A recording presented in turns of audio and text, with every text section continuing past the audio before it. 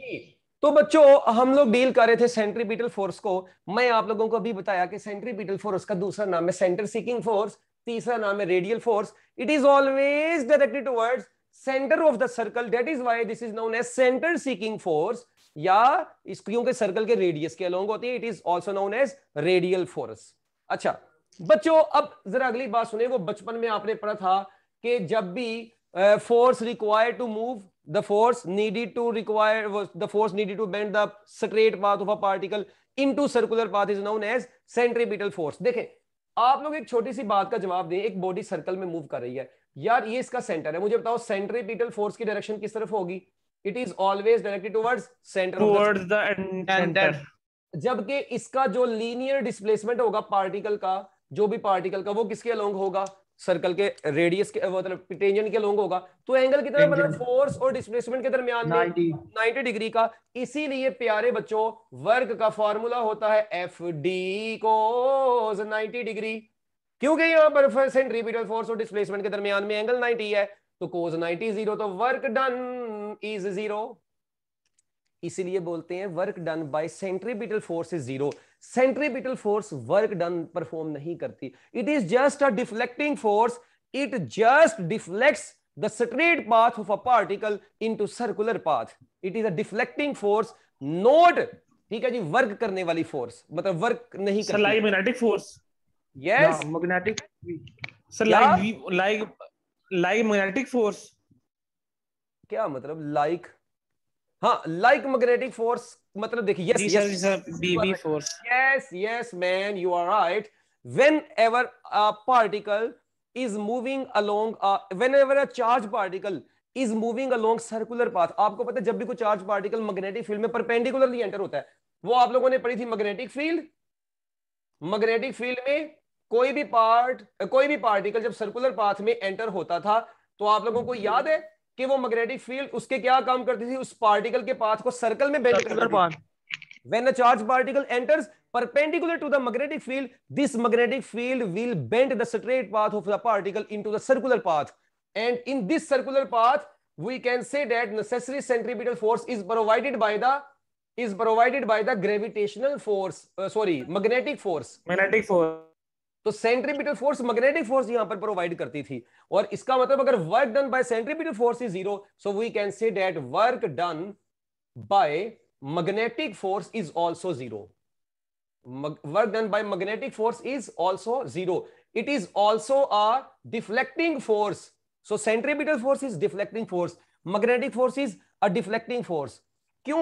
क्योंकि ये सर्कल में बेंड कर देती है, और सर्कल में आपको पता है फोर्स और डिस्प्लेसमेंट के दरमियान में एंगल 90 का हो जाएगा। तो बच्चों वर्क डन इसका भी जीरो होता है। इसी तरह याद रखिएगा, मैं आप लोगों को कहता हूं कि बच्चों वो कौन सी ऐसी फोर्स है, वो बताएं। जब किसी रस्सी के साथ आप लोग पत्थर को बांध के सर्कल में घुमाते हैं, तो सर्कल में वो जो रस्सी में या सर्कल में वो जो सेंट्रीपिटल फोर्स आती है, वो सेंट्रीपिटल फोर्स कौन प्रोवाइड करता है? In case of string, yes, tension in the string provides necessary centripetal force. ये जो सेंट्रीपिटल फोर्स होती है, ये किसी चीज की वजह से आ रही होती है। जिस तरह in case of string and stone, the tension in the string provides necessary centripetal force. लिखते जाना खुद ही अपना पॉइंट बना के। Similarly in magnetic field, magnetic force provides centripetal force. इसी तरह जब कोई इलेक्ट्रॉन किसी सर्कुलर पाथ में न्यूक्लियस के गिर्द गेड़े लगा रहा होता है, the centripetal force is provided by the electric force between nucleus and electron. इसी तरह जब कोई जमीन, आपको पता है जमीन सूरज के गिर्द घूम रही होती है, the centripetal force is provided by the gravitational force. तो centripetal force is provided by the gravitational force, centripetal force is provided by the tension in the string, centripetal force is provided by the magnetic force। ठीक है, मतलब इस तरीके से आप लोगों को ये थोड़ी बहुत बातें पता होनी चाहिए।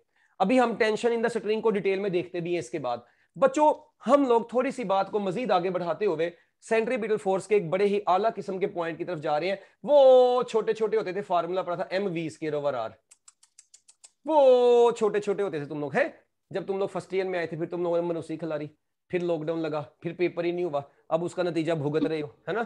समझ नहीं आता, अब कहते हैं बैठे हैं हम मुंह उठा के, सर जी काश पेपर हो ही गए होते। ठीक सर है, मैंने पेपर दिए हैं सर, ऐसा ना कहें आप प्लीज। बस तूने तो पेपर दिए, तेरे पे मनूसी पक्की पक्की छाई हुई है। ठीक है, ये देख इधर। अच्छा mv स्क्वायर ओवर r। बच्चों एक बात सुने, ये तो सेंट्रीपिटल फोर्स है।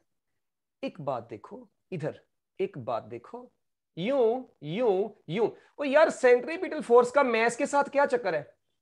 डायरेक्ट। अच्छा, सेंट्रीपिटल फोर्स का वेलोसिटी के स्केयर के साथ क्या चक्कर है? डायरेक्ट। सेंट्रीपिटल फोर्स का रेडियस के साथ क्या चक्कर है? इनवर्स चक्कर है। इनवर्स। मगर इसके लिए कंडीशंस होती हैं कुछ। इसके लिए कुछ कंडीशन ये होती है कि जब मैस को डील कर रहे हैं फिर वी और आर कांस्टेंट हो। जब वी को डील कर रहे हैं तो उस वक्त एम और आर कांस्टेंट होगा। जब आप लोग आर को डील कर रहे हैं उस वक्त एम वी को कांस्टेंट कंसीडर करेंगे। अच्छा, मैं फिर ये भी तो कह सकता हूं, हेलो इधर, ओए ये देखो, centripetal force is directly proportional to M V square. मैं यूं भी तो कह सकता हूं, centripetal force is directly proportional to M V square and inversely proportional to R. ये मतलब डिफरेंट रिलेशंस बनते हैं। अब इधर से रेशो निकलती है, ये देखें, मैं लिख सकता हूं F1 over F2 is equal to M1 over M2। अच्छा, ये रेशो पर बड़े लोगों को दौरे पड़ते हैं, हालांकि एक मरतबा समझ लो पूरी जिंदगी नहीं भूलता। इसी तरह F1 over F2 is equal to V1 over V2 का होल स्क्वायर। इसी तरह F1 over F2 is equal to R2 over R1। इसी तरह इधर बनेगा F1 over F2 is equal to M1 over M2 V1 over V2 का whole square. Similarly इधर बन जाएगा F1 over F2 is equal to M1 over M2 V1 over V2 का whole square, क्योंकि V के ऊपर स्क्वायर है, जबकि R2 ओवर R1 आएगा। ये देखो जरा बच्चों, डिफरेंट किस्म के रिलेशन बनते हैं ना। अगर मैस के साथ डील कर रहे हैं, बाकी फैक्टर्स कांस्टेंट, तो उस वक्त फोर्स रेशो मैस रेशो के बराबर आएगी। अगर वेलोसिटी के साथ डील कर रहे हैं, यानी स्पीड के साथ, बाकी फैक्टर्स कांस्टेंट है, तो centripetal force ratio speed ratio के स्केयर के बराबर आएगी। अच्छा, अगर सिर्फ रेडियस को डील कर रहे हैं, centripetal force ratio radii ratio के ऑपोजिट के बराबर आएगी। अगर मैस और स्पीड दोनों को डील कर रहे हैं तो मैस के साथ डायरेक्ट, स्पीड के स्केयर के साथ डायरेक्ट। अगर मैस स्पीड और रेडियस के साथ डील कर रहे हैं तो मैस के साथ डायरेक्ट, स्पीड के स्केयर के साथ डायरेक्ट, आर के साथ इनवर्स। तो यूं आया। Is it okay? जल्दी जल्दी बताओ, इससे रिलेटेड यार एमसीक्यू देखो बहुत बेतहाशा बन सकते हैं। फॉर एग्जांपल मैं आपको कहता हूं जी, two particles are moving along circles of same radii. Two particles are moving along a circle of same radii. अच्छा, अब सुनना, the ratio of their masses is 2/5 and the ratio of their speeds is 5/2। What will be the ratio of their centripetal force? अब आप लोग question देखें, सारी बातें छोड़ो, मैंने रेडियस को कांस्टेंट रख दिया, इसका मतलब मैंने मैस और स्पीड की बात की, तो ये वाला फार्मूला यूज हो जाएगा। M1 ओवर M2 पुट करें, V1 ओवर V2 का स्क्वायर लें, सोल्व करें, आंसर आ जाएगा। Is it clear? Hurry up hurry up hurry up, जल्दी जल्दी हैंड रेज करो। यस। ओके, चलो बच्चों, ये तो यस। ओए अच्छा हो भाई, तू खोता खा लिया। ये देखो अब, ये देखो, ये देखना था, centripetal force is equal to mv square over r था। प्यारे बच्चों, सिमिलरली इसकी मैं वेक्टर फॉर्म लिखने लगा हूं, और इस वेक्टर फॉर्म पे हमारे प्यारे बच्चों को पड़ता है दौरा। क्या पड़ता है? दौरा। दौरा ये नहीं देख पड़ता सर, नहीं। अच्छा जी, वाह क्या बात है। चल मेरा पुत्र, ये देख इधर, पापा को देखो।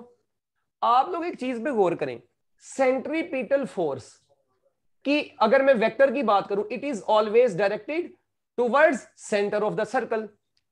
अच्छा, ये पार्टिकल इस पॉइंट पर था, इस पॉइंट पर इसकी सेंट्रीपिटल फोर्स की डायरेक्शन इधर है। बच्चों मुझे बताएं, इसका पोजीशन वेक्टर किधर को होगा? इसी पॉइंट का। वो पोजीशन वेक्टर सेंट्रीपिटल फोर्स के क्या होता है? हमेशा ऑपोजिट होता है। Position vector is a vector that describes the location of a point with respect to origin. Origin से जो पोजीशन को डिस्क्राइब करता है वो पोजीशन वेक्टर होता है। अब पोजीशन वेक्टर है बाहर को, सेंट्रीपिटल फोर्स है अंदर को, तो सेंट्रीपिटल फोर्स पोजीशन वेक्टर के हमेशा क्या होती है? बोलो ना, एंटी पैरेलल। Anti parallel. चल इधर आप पापा को देखो। आपको पता है किसी भी स्केलर क्वांटिटी को वेक्टर बनाना हो तो उसको यूनिट वेक्टर से ठा करा दो। क्या करा दो? यार बोलते नहीं हो यार, वो सही था, वो तुम लोगों में आ जाएंगे। लोरिया किधर गया वो पता नहीं यार। वो देखो वो बोल, तुम लोग बड़ूसली के मुंह वालों मुंह उठा के बैठे हो। अच्छा ये देखो, अब centripetal force M V square over R तो है। देखें, अब सेंट्रीपिटल फोर्स एक वेक्टर क्वांटिटी है। जब मैं इधर वेक्टर का साइन लगाऊंगा तो इधर यूनिट वेक्टर लगाना मस्त हो जाएगा, क्योंकि ये पूरी चीज थी स्केलर। इसको यूनिट वेक्टर से मल्टीप्लाई करवाया तो ये पूरी चीज बन जाएगी वेक्टर। आखिरी बात, ये तो वेक्टर बन जाएगी, मगर इसके साथ नेगेटिव का साइन लगाना जरूरी है। कोई बच्चा मुझे बता सकता है मैं नेगेटिव का साइन क्यों लगाया है? बताएं। क्योंकि यूनिट वेक्टर की ऑपोजिट डायरेक्शन है। Toward centre. वेक्टर ये दोनों एक दूसरे के ऑपोजिट हैं। ठीक हो गया, इसलिए यहां पर minus in vector form of centripetal force if you are not using the negative sign then you have no concept of centripetal force. तो फिर पुत्र आपको पहले 9वीं क्लास पढ़नी पड़ेगी जिसमें आपने जिंदगी में कभी गलती से वेक्टर्स को पढ़ा था। ठीक हो गया, तो इसलिए ये वेक्टर का साइन जरूर मस्त है, मस्त। इसके बाद यार सेंट्रीपिटल फोर्स का ना, मेरी बात सुने, मैं इसको यूं भी लिख सकता हूं वेक्टर फॉर्म में, minus M V square over R square R vector. ये आलो हो है ये यूनिट वेक्टर को एक्सपेंड किया। हमने तो ये जो सेंट्रीपिटल फोर्स है उसमें नीचे हमेशा आर पड़ा था। ये कौन सी नई दुनिया आ गई? अरे गूंगो, ये देखो, आपको पता है यूनिट वेक्टर जो होता है ना, ये वेक्टर ओवर मैग्नीट्यूड होता है। तो ये वेक्टर आ गया, मैग्नीट्यूड जब आर से मल्टीप्लाई होगी तो आर स्क्वायर बन जाएगा, तो वेक्टर फॉर्म में ये भी बन सकता है। Now it is clear? Yes. Okay बच्चों, इसी तरह सेंट्रीपिटल फोर्स की एंगुलर फॉर्म की तरफ चलते हैं। आप लोगों को जैसा कि पता है सेंट्रीपिटल फोर्स की एंगुलर फॉर्म होती है एम आर ओमेगा स्क्वायर। क्या होती है? M R omega square. क्या ख्याल है? नहीं ख्याल है? बोलो। अच्छा, एम आर ओमेगा स्क्वायर होती है। अब मेरी बात सुनो, इधर देखो, ये ना इधर भी वही चक्कर कर लो यार। कौन सा चक्कर भला?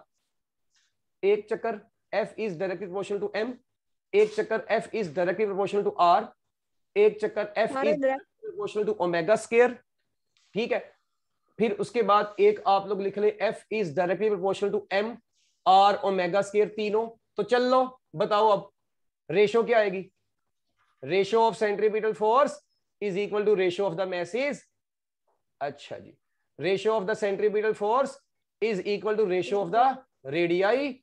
Similarly ratio of the centripetal force is equal to ratio of the angular speed square. और यहां पर क्या बनेगा?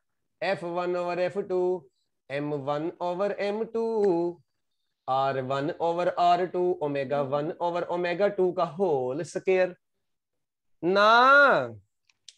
अरे ओ बच्चों, अब यहां पर कुछ लोग सोच रहे हैं सर जी ये क्या बात हुई, इधर सेंट्रीपिटल फोर्स का रेडियस के साथ है इनवर्स चक्कर। वो सर जी इधर आ गया डायरेक्ट चक्कर, तुम लोगों में से कोई बोला ही नहीं। पंगा पड़ा है ना भाई? नहीं, अगर पंगा पड़ा तो फिर नहीं। ये देखो मेरी बात याद रखना, अगर आप सेंट्रीपिटल फोर्स की लीनियर फॉर्म को डील कर रहे हो, अगर आप सेंट्रीपिटल फोर्स को लीनियर फॉर्म में डील कर रहे होते हैं तब रेडियस के साथ इनवर्स रिलेशन ही होता है। मगर जब आप एंगुलर फॉर्म में डील कर रहे हैं तब रेडियस के साथ डायरेक्ट रिलेशन है। ये याद रखने, सिंपल सी बात है। वो क्वेश्चन के डेटा से देख के आपको क्लियर हो जाता है आपने कब कौन सा रिलेशन यूज करना है। ठीक है, अगर आपको देखें एंगुलर स्पीड गिवन होगी तो जाहिर बात है सेंट्रीपिटल फोर्स इस फॉर्मूले से निकालनी है, लीनियर स्पीड होगी तो इस फॉर्मूले से निकालनी है, बात खत्म। इसमें कौन सा कोई परेशानी वाली बात थी? फिर अब मेरी बात सुने, इसी की वेक्टर फॉर्म क्या होगी? ये देखें, मैं लिख सकता हूं centripetal force is also equal to minus M R omega square R unit vector. मैं इसको यूं भी लिख सकता हूं minus M omega square R vector. ये देखें कैसे, क्योंकि यूनिट वेक्टर किसके बराबर होता है? Vector over magnitude. मैग्नीट्यूड इससे कट जाएगी, सिर्फ आर वेक्टर ऊपर बचेगा, तो ये भी इसकी वेक्टर फॉर्म बन गई। Is it okay? यस। ले चलें, अब थोड़ी सी बात को मजीद आगे बढ़ाते हैं। बच्चों मेरी बात सुनो यार, सेंट्रीपिटल फोर्स जो है ना ये बड़ी मनहूस चीज है, और मतलब बड़ी मनहूस कह रहा हूं, मतलब बड़ी आला किस्म की चीज है। देखो यार, ये है M V square over R. आप लोगों को पता है मैं इसको यूं भी लिख सकता हूं, देखो M square V square over R, M R. किसी को समझ लगी हो? मैंने एम से मल्टीप्लाई और डिवाइड कर दिया, ऊपर बन जाएगा मोमेंटम का स्क्वायर और नीचे बन गया एम आर, मोमेंटम का square over M R. Is it clear? मैंने एक मरतबा पेपर में एमसीक्यू देखा, शायद आपने भी देखा हो। उसने पूछा हुआ था यूनिट ऑफ, क्या पूछा हुआ था? Unit of P square over M R is same as that of, अब नीचे डिफरेंट किस्म की ऑप्शन लिखी होती है, वर्क, पावर, फोर्स वगैरह वगैरह। तो बच्चे अब क्या काम करते हैं, वो मोमेंटम का स्केयर पुट करते हैं, पहले मोमेंटम का यूनिट पुट करते हैं, फिर मैस का यूनिट पुट करते हैं, फिर रेडियस का यूनिट पुट करते हैं, फिर उनको सोल्व करते हैं, फिर जिंदगी में सुकून लाते हैं। और कुछ बच्चे होते हैं उनको ये फार्मूला जुबानी याद होता है कि P square over M R को सेंट्रीपिटल फोर्स बोलते हैं, वो विदाउट सोल्यूशन आंसर लगा देते हैं फोर्स।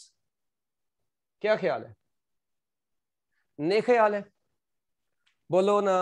अच्छा इंशाल्लाह सर। बच्चों मैं इसको ऐसे भी लिख सकता हूं, ये देखें जरा कैसे। हेलो इधर देखो, मैं लिखता हूं 2 इंटू 1/2 mv स्क्वायर और नीचे आ गया r। हो है, ये देखो जरा, मैंने 2 से मल्टीप्लाई और डिवाइड कर दिया। उसकी वजह ये है कि जब मैंने 2 से मल्टीप्लाई और डिवाइड करवाया, 2 तो ऊपर रहा मगर साथ में काइनेटिक एनर्जी भी आ गई, नीचे रेडियस भी आ गया। हाँ, तो centripetal force is equal to double of kinetic energy over radius. इसका मतलब है अगर कोई पार्टिकल सर्कल में मूव कर रहा है, अब देखें क्वेश्चन है जी, एक पार्टिकल है सर्कल में मूव कर रहा है, सर्कल का रेडियस है 1 मीटर, ठीक है, सर्कल में वो मूव कर रहा है और इस सर्कल में इसकी काइनेटिक एनर्जी है 10 जूल। बताएं इस सर्कल में सेंट्रीपिटल फोर्स कितनी एक्ट कर रही होगी इसके ऊपर। अब देखें आपके सामने फार्मूला है, रेडियस है 1, kinetic energy 20 joule. 10 into 2, so your answer is 20 20 Newton, क्योंकि फोर्स का यूनिट न्यूटन होता है। बात खत्म। तो इस तरीके से अब ये फार्मूला ना पता होता तो इन्होंने सोची पड़ जाना था कि यार मैथ्स तो है नहीं, सेंट्रीपिटल फोर्स कैसे निकाले। ओके बच्चों, ओके। अच्छा इसके बाद एक बात और सुनो, अगर मैं आप लोगों को कहता हूं यही सेंट्रीपिटल फोर्स का एक फार्मूला है एम आर ओमेगा स्क्वायर। यार मेरी बात सुनो, ओमेगा किसके बराबर होता है, हेलो, ओमेगा पाई एफ, इसका आ गया स्क्वायर। तो बच्चों ये बन गया centripetal force is equal to 4 pi square M R F square. Is it clear? Yes. इसका मतलब अगर मैं कह सकता हूं यहां पे सेंट्रीपिटल फोर्स का फ्रीक्वेंसी के स्केयर के साथ क्या रिलेशन है, डायरेक्ट रिलेशन है। अगर कोई बॉडी सर्कल में मूव कर रही है, अगर मैं उसकी फ्रीक्वेंसी को डबल कर दूं, तो प्यारे बच्चों फ्रीक्वेंसी को अगर डबल करेंगे तो आपको पता है सेंट्रीपिटल फोर्स क्वाड्रपल हो जाएगी। क्वाड्रपल का मतलब क्या है, क्वाड्रपल का मतलब है 4 टाइम्स बढ़ जाएगी, ठीक है। अच्छा इसी तरह आप यूं भी कह सकते हैं कि centripetal force ratio is equal to mass ratio, radii ratio और फ्रीक्वेंसी रेशो का स्क्वायर। किसी को समझ लगी हो? अब एक पार्टिकल सर्कल, दो पार्टिकल है डिफरेंट सर्कल्स में मूव कर रहे हैं, उनकी मैस रेशो भी पता हो, उनकी रेडियाई रेशो भी पता हो, उनकी फ्रीक्वेंसी रेशो भी पता हो, आप उन सर्कल्स की सेंट्रीपिटल फोर्स रेशो निकाल सकते हैं। जिंदगी सुकून में आ रही है कि नहीं आ रही? जी अच्छा, आ रही। चलो जी शुक्र है। चले बच्चों इसको कर ले नोट। इसी तरह याद रखिएगा, ये जिस तरह भी आपने सेंट्रीपिटल फोर्स को पढ़ा है ना, इसी तरह प्यारे बच्चों सेंट्रीपिटल एक्सेलरेशन की भी होती हैं कुछ चीजें। ये देखें जरा,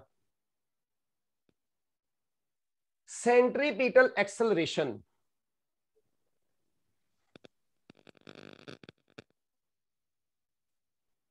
जैसा कि आप लोगों को पता है, सेंट्रीपिटल एक्सेलरेशन का फार्मूला क्या होता है, पहले तो ये बताएं।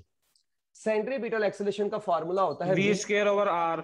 और मैं यहां से कह सकता हूं एक्सेलरेशन का स्पीड के स्क्वायर के साथ डायरेक्ट रिलेशन है और r के साथ इनवर्स रिलेशन है, ठीक हो गया। और अगर मैं ये कहूं कि a1 ओवर a2 तो वो v1 ओवर v2 का square into r2 over r1 भी बन सकता है। इसी तरह एक्सेलरेशन रेशो रेडियाई रेशो के ऑपोजिट भी आएगी अगर स्पीड कांस्टेंट होगी। ओ भाई हेलो, पी गया आयो। फिर इसके बाद एक्सेलरेशन रेशो स्पीड रेशो का स्क्वायर भी होगी। तो ये डिफरेंट किस्म के मतलब आप लोगों को फार्मूलाज का पता है। थोड़ा सा ऊपर कर दें ऐसे। ओके बच्चों, यार ये तो पता है कि नहीं, इसकी वेक्टर फॉर्म क्या होगी जल्दी जल्दी बताओ। मैं लिखूंगा वेक्टर फॉर्म में minus V square over R, ये सेंट्रीपिटल एक्सेलरेशन ना, minus V square over R, R unit vector. और मैं यूं भी लिख सकता हूं minus V square over R square, but इधर आर वेक्टर होगा फिर। ओके, ये सेंट्रीपिटल एक्सेलरेशन भी आ गया। अच्छा, सेंट्रीपिटल एक्सेलरेशन का एक फॉर्मूला और भी होता है, आर ओमेगा स्क्वायर। तो यहां से भी नजर आ रहा है यार, a1 ओवर a2 किसके बराबर आएगा, r1 over r2 omega 1 over omega 2, इसका है स्क्वायर। ना। और मैं ये भी कह सकता हूं सेंट्रीपिटल एक्सेलरेशन का ओमेगा स्क्वायर के साथ भी डायरेक्ट रिलेशन है और सेंट्रीपिटल एक्सेलरेशन का रेडियस के साथ भी डायरेक्ट रिलेशन है। तो सिमिलरली अब ये तो यार बंदा यानी कर करके थक जाता है, A1/A2 is equal to R1/R2। ये मैं ना भी बताऊं ना किसी जगह पर रिलेशन में तो ये अंडरस्टूड होता है कि आपको आना चाहिए। जरूरी नहीं है कि अब मैं आपको हर बार ये तरीका बताऊंगा ही। वेक्टर फॉर्म में क्या हो जाएगा, centripetal acceleration is equal to minus R omega square R unit vector, और अगर मजीद इसको सोल्व करना है minus omega square R vector कर दें। ओके, जस्ट से यस और नो। Yes. ओके लो जी बच्चों, इधर आओ अब। हेलो, इधर आओ, एक तुम लोगों को काम की बात बताऊं।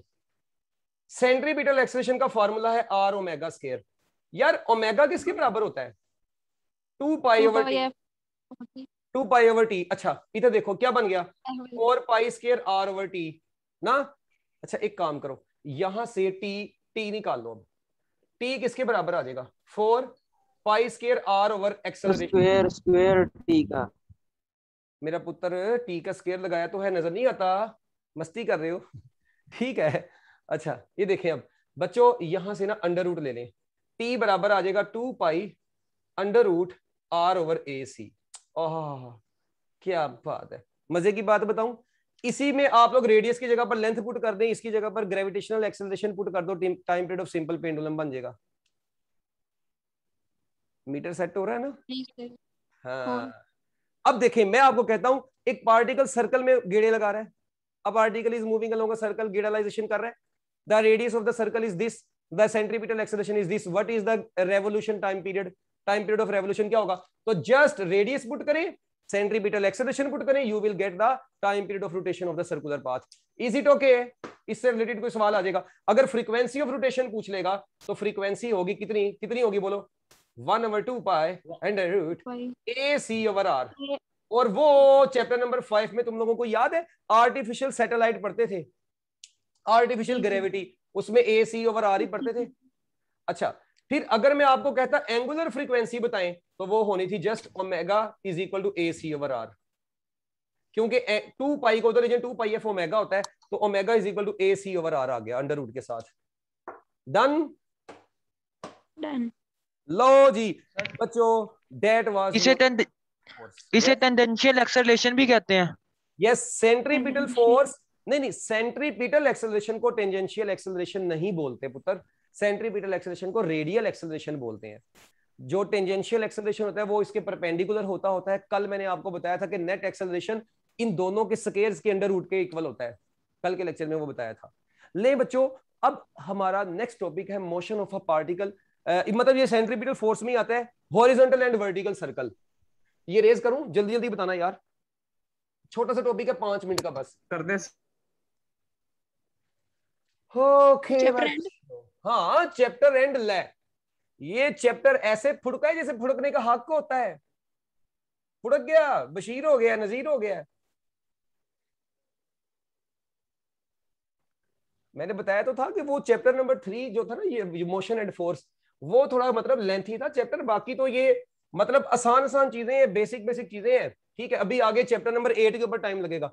चैप्टर नंबर 8 जो है ना वेव्स वाला, हाँ क्या बम्ब टॉपिक्स हैं उसके अंदर, standing waves, Doppler effect, interference, speed of sound waves, बम्ब बम्ब। चले मोशन इन बच्चों आपको पता है 2 तरह के सर्कल होते हैं, एक होता है हॉरिजॉन्टल सर्कल, एक कौन सा सर्कल है, कौन सा, हॉरिजॉन्टल सर्कल। बच्चों हॉरिजॉन्टल सर्कल में जनरल मेरी बात याद रखें, किसी भी हॉरिजॉन्टल सर्कल में यूं ऐसे जो टेंशन इन द स्ट्रिंग होती है ना, टेंशन इन द स्ट्रिंग वो सेंट्रीपिटल फोर्स प्रोवाइड करती है। और इस पूरे सर्कल में जो हॉरिजॉन्टल सर्कल होता है ना यूं, ये देखें ये ऐसे, that circle is known as horizontal circle, but that circle is known as, बोलो ना, वर्टिकल सर्कल। अच्छा हॉरिजॉन्टल सर्कल में ये ऐसे, तो हॉरिजॉन्टल सर्कल में हर पॉइंट पर स्पीड क्या रहती है, बोलो, कांस्टेंट। Constant. काइनेटिक एनर्जी क्या रहती है, कांस्टेंट। ठीक है, टेंशन इन द स्ट्रिंग किसी भी पॉइंट पर ना मैक्सिमम ना मिनिमम होती है, tension in the string is constant, और सेंट्रीपिटल फोर्स इज कांस्टेंट। ये क्या लिखवा दिया है, ओके। अच्छा, अब इसमें एक क्वेश्चन आता होता है, मैं कहता हूं कि क्वेश्चन सुने, एक पार्टिकल हॉरिजॉन्टल सर्कल में मूव कर रहा है। एक पार्टिकल कौन से सर्कल में मूव कर रहा है प्यारे बच्चों? हॉरिजॉन्टल सर्कल में मूव कर रहा है। अच्छा, हॉरिजॉन्टल सर्कल में उसका जो रेडियस है हॉरिजॉन्टल सर्कल का वो 10 मीटर है। ठीक हो गया। जिस स्पीड से वो मूव कर रहा है वो स्पीड 5 मीटर पर सेकंड है। बताएं उस सर्कल में जिस रस्सी के साथ उसको बंधा है उस रस्सी में टेंशन इन द स्ट्रिंग क्या होगी, जबकि पार्टिकल का मास 2 kg है।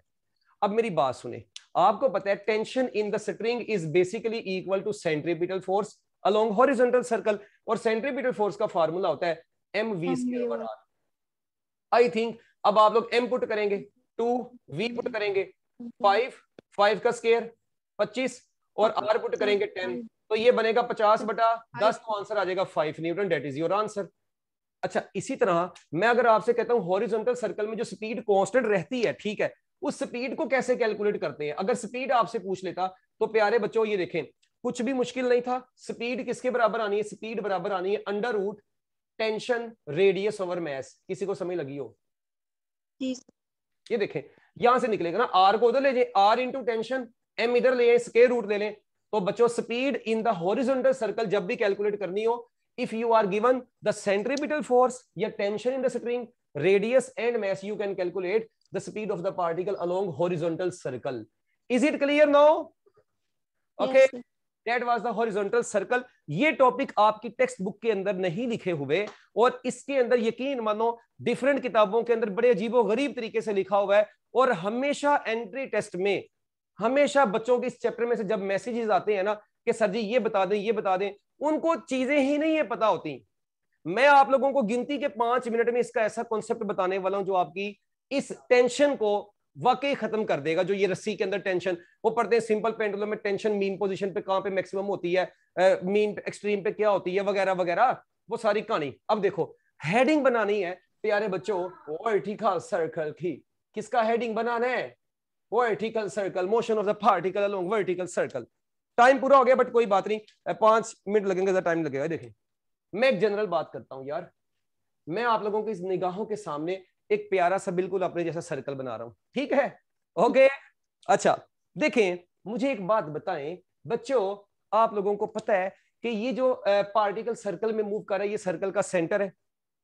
अच्छा, इस सर्कल में सेंट्रीपिटल फोर्स की डायरेक्शन, सपोज करें अभी ये पार्टिकल जो सर्कल में मूव कर रहा है ये इस वक्त बॉटम पर है। ये किस पर है बच्चों? इस वक्त बॉटम पर है।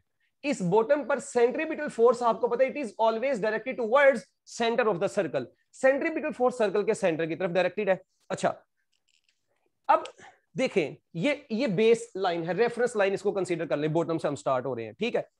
एक ये पार्टिकल कुछ टाइम के बाद इधर पहुंच गया, कुछ टाइम के बाद इधर पहुंच गया। अब आपको पता है ये पार्टिकल जब इधर पहुंचा, और रस्सी में जारी बात है, सेंट्रीपिटल फोर्स क्या प्रोवाइड करती है? टेंशन इन द स्ट्रिंग, यानी tension in the string centripetal force provide करती है। अच्छा, आप लोग अब एक काम करें, इधर जरा गौर से देखें, ये जब बॉटम पर था ना, तो बॉटम पर प्यारे बच्चों क्या होगा? इधर वेट इसका डाउनवर्ड होगा, mg, मैं भी शो नहीं कर रहा, इधर भी वेट इसका क्या होगा? mg, ये डाउनवर्ड होगा। अच्छा, इधर भी वेट डाउनवर्ड था, ठीक है? जरा सुनना, अब जब ये पार्टिकल इस सर्कल में इधर से इधर पहुंचा है बच्चों, इसने कोई एंगल भी तो बनाया है रेफरेंस के साथ। मतलब यहां से हम इसकी मोशन को स्टार्ट कर रहे हैं, तो बॉटम से चलना शुरू हुआ इधर, तो बच्चों इसका कोई ना कोई एंगल थीटा भी बन रहा है। अच्छा, अब सुनिएगा, जरा सुनिएगा मेरी बात गौर से। पुत्र होना क्या है? इस पॉइंट पी पर नेट सेंट्रीपिटल फोर्स बताएं क्या होगी। देखें, इस पॉइंट पर तो आप बता देंगे सेंट्रीपिटल फोर्स का, मुझे बताएं इस पॉइंट पर नेट फोर्स जो होगी, ये पॉइंट पार्टिकल इधर है, नेट फोर्स क्या होगी इस वक्त इसके ऊपर? जी, what will be the net force? जल्दी जल्दी बताना। अब आप क्या करेंगे? आपको पता है यार नेट फोर्स कैसे निकालें, वेट ने तो वखरा ही पंगा डाल दिया, ये वेट नीचे को है mg।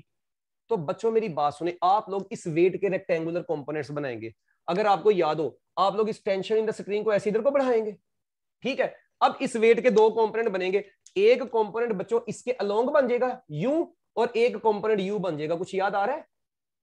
सिंपल पेंडुलम में पढ़ते थे, mg cos थीटा, क्योंकि ये एंगल थीटा था, और इसके सामने वाला था mg sin थीटा। ये अब मेरी एक बात सुने, आप लोग देखें ये mg sin थीटा तो इसकी मोशन का रिस्पॉन्सिबल होता है ना, बस यहां पर देखें एट पॉइंट P, इस पॉइंट P पर, एट पॉइंट P हम जनरल बात करते हैं, what is the net force, इस पॉइंट P पर नेट फोर्स बताएं।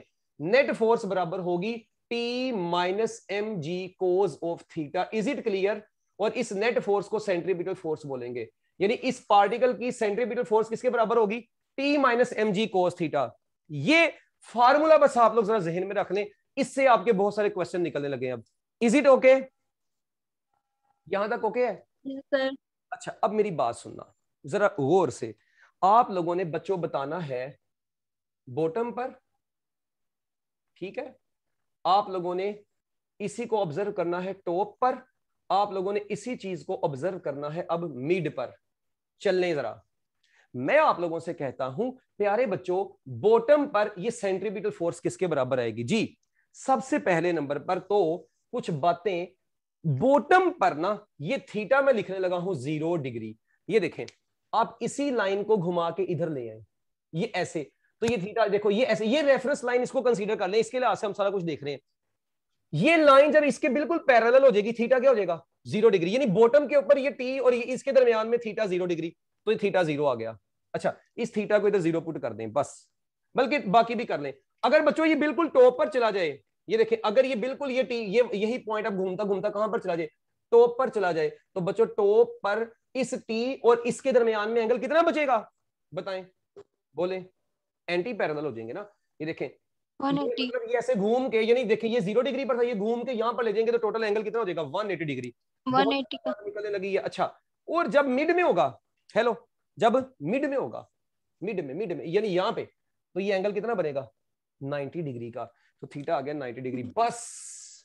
बस इधर आओ, हेलो ये थीटा को 0 डिग्री पुट किया, इधर 0 पुट करें, cos 0 क्या होगा 1, तो सेंट्रीपिटल फोर्स बराबर आ गई T माइनस एम जी। इधर क्या आएगी cos 1 माइनस 1, वो इससे मिलके सेंट्रीपिटल फोर्स बराबर आ गई T प्लस एम जी। अच्छा 90 डिग्री पर क्या होगा, सेंट्रीपिटल फोर्स बराबर आ जाएगी just tension in the string के। Is it clear? अच्छा फिर बच्चों इधर से T निकाल लें, इसी रिलेशन में से T निकाल लें, T बराबर आएगा centripetal force plus M G. इसी में से T निकाल लें, T बराबर आएगा centripetal force minus M G, और जबकि यहां पे टेंशन इन द स्ट्रिंग बराबर आएगी सेंट्रीपिटल फोर्स की। ओके बच्चों डन। बस आखिरी बात सुने यार, बॉटम पर जो टेंशन इन द स्ट्रिंग आ रही है वो इन दोनों का क्या आ रही है, सम। इसका मतलब है मैं कह सकता हूं बॉटम पर टेंशन इन द स्ट्रिंग क्या आ रही है, दोनों का सम यानी मैक्सिमम आ रही है। अच्छा टॉप पर क्या आ रही है, दोनों का डिफरेंस यानी कि मिनिमम आ रही है। डन हो गया बच्चों। और जबकि इधर मॉडरेट वैल्यू आ रही है, इसका मतलब जब भी कोई पार्टिकल सर्कल में मूव कर रहा होता है तो बताओ टेंशन किस पॉइंट पर मैक्सिमम होती है, जल्दी बोलो अब। बॉटम पर टेंशन मैक्सिमम होती है, और जब tension in the string maximum होती है, रस्सी के टूटने के चांसेस भी यहीं पर ज्यादा होते हैं। ब्रेक, रस्सी के ब्रेक होने के मैक्सिमम चांसेस किस पॉइंट पर होते हैं, ये भी एमसीक्यू पूछा जा सकता है। तो your answer is at the bottom. अच्छा और टॉप पर tension in the string minimum होती है। बच्चों क्या ये बात आप लोगों को क्लियर हो गई? फिर आखिरी बात, स्पीड, इस पॉइंट पर ना पार्टिकल की स्पीड निकालने का फार्मूला होता है एक, जो कि अक्सर जगहों पर अजीबोगरीब लिखा हुआ है, मगर हर बंदा अपने लिहाज से कैलकुलेशन करता है, 3GR plus 2GR cos of theta. Okay 3GR plus 2GR cos of theta. कई लोग यहाँ पे माइनस लगाते हैं, उन्होंने ना फिर अपनी कैलकुलेशंस अपने हिसाब से की होती हैं। एनी हाउ ये केस है, हम अपनी जो हमारी रिजल्ट है वो ओके निकलेंगे यहां से।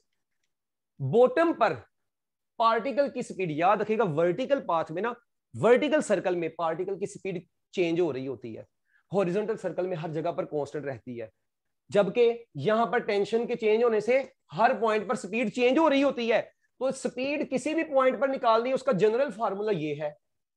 अब इस फार्मूले में थीटा को जल्दी जल्दी पुट करें। बॉटम पर थीटा क्या पुट करेंगे, 0 डिग्री, cos 0 क्या होगा प्यारे बच्चों 1, तो 3GR प्लस 2GR, तो बॉटम पर स्पीड कितनी आ गई 5GR। अच्छा इधर देखो, हेलो टॉप पर देखो, थीटा 180 cos 180 -1 3gr -2gr कितना बचा? Under root gr। और बच्चों मिड पर क्या बचेगा? थीटा को 90 पुट करो, cos 90 0, तो v is equal to under root 3gr। तो बच्चों मुझे बताओ, क्या इन्हीं स्पीड्स की मदद से आप लोग काइनेटिक एनर्जी भी निकाल सकते हैं? कोई परेशानी वाली बात नहीं है। तो क्या आप लोगों को अब ये पॉइंट्स क्लियर हो गए हैं सारे? क्यों भाई? और रिपीटरो कई बैठे हैं माशाल्लाह यहाँ पे पुराने जमाने वाले। अहमद, आवाज नहीं आ रही सर, आपने आवाज नहीं आई सर आपकी। अब तो आवाज तुझे कहाँ पे आनी है? ठीक है, यस सर, आवाज आना बंद हो गई है। आवाज तो बंद होगी भाई। ये चीजें ना यकीन मानो बहुत आसान होती हैं, बस हम लोग जो है ना इनको अगर अच्छे तरीके से पढ़ लें। ठीक है, चले जी। ये आप लोगों का बच्चों आज का टॉपिक था, जो कि मेरी तरफ से दी एंड हो गया है। हमारा लेक्चर आज के लिए इनके लिए यहीं पर समाप्त होगा। इंशाल्लाह हमारी मुलाकात कल स्क्रीनशॉट लेने दे, थोड़ा साइड पे हो जाएं। ऐसे जी स्क्रीनशॉट ले लो पुत्र, ये तो मैं बल्कि बाहर ही निकल जाऊं, क्योंकि मेरी सेहत के मुताबिक तो मैंने व्हाइट बोर्ड ही पूरा मला होता है। हाँ अब ठीक है